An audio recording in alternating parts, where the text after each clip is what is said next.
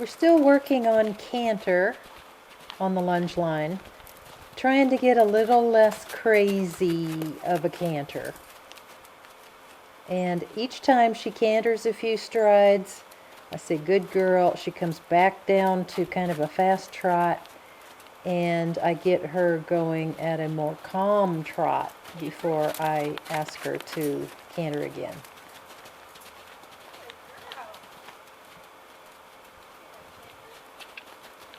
Good girl. So I need to know, what do I do to ask for a canter under saddle?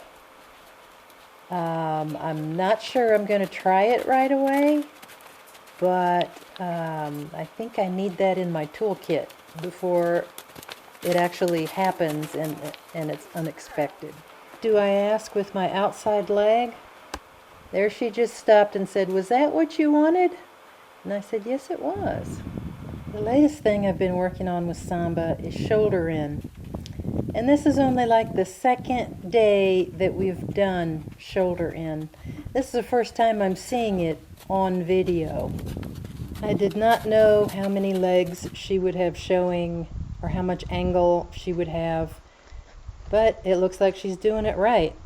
I zoomed in and slowed it down so you can see her light legs on the light gravel. This is our second pass around. And I kind of messed this up because she started to walk away from the fence. And I steered her back over to the fence. So she crosses over going back toward the fence. Okay, I know that's all messed up. I'm still getting the feel of this just as she is. So the first one she did was actually pretty good, and the rest of these are not that good. And again, she starts to walk a little bit away from the fence. And I kind of steer her back to get a little bit more angle. We're kind of just messed up here. We never do get lined up where we're on 3 tracks. So now we're going in the other direction. She's going to be bent to the right, and we're going to go toward the left.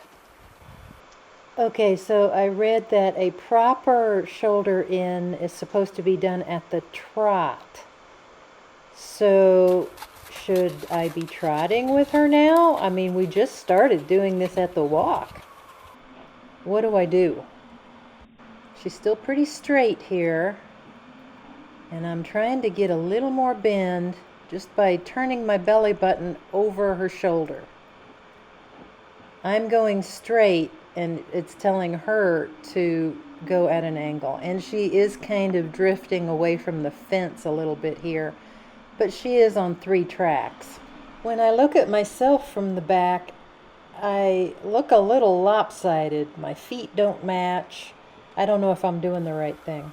We're doing the pattern that you suggested in your book, where you have 2 circles and a flat spot, which is along the fence. And then the horse is supposed to just carry that bend in a straight line until she gets to the other circle, and then she continues around. At least that's the theory. Okay, now I'm looking over her shoulder. My belly button's turned over her shoulder. I'm having a hard time getting her at the right angle. There she goes.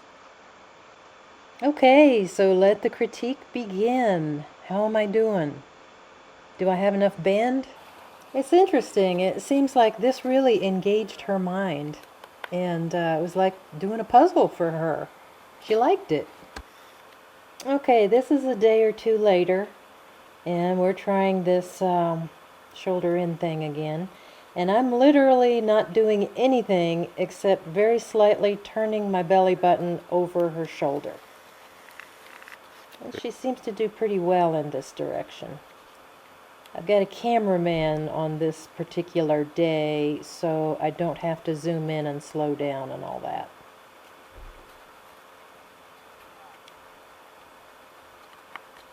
I don't think that one was as good as the first one. It was pretty good. This is actually a little bit more of a shoulder 4. because she wasn't quite turned as much. She has her moments when she's got 3 legs showing, and then the rest of the time she's got 4 tracks going. She did pretty good tracking to the right, but now tracking to the left, she is just really a mess.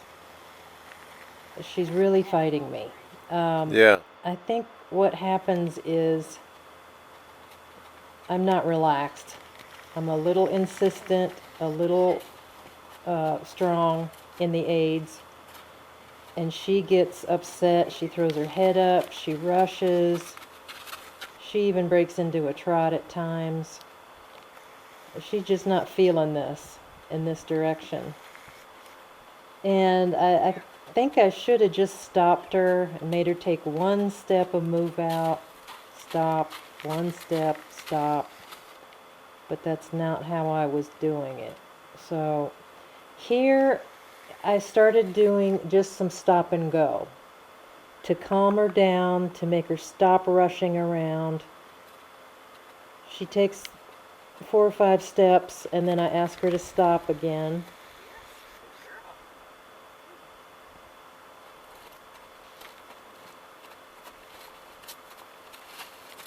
And that's all this is. We're just walking around, stopping a lot, trying to get her a little bit calmed down, a little bit under control. Walk, walk, walk, and ho. And walk. And ho.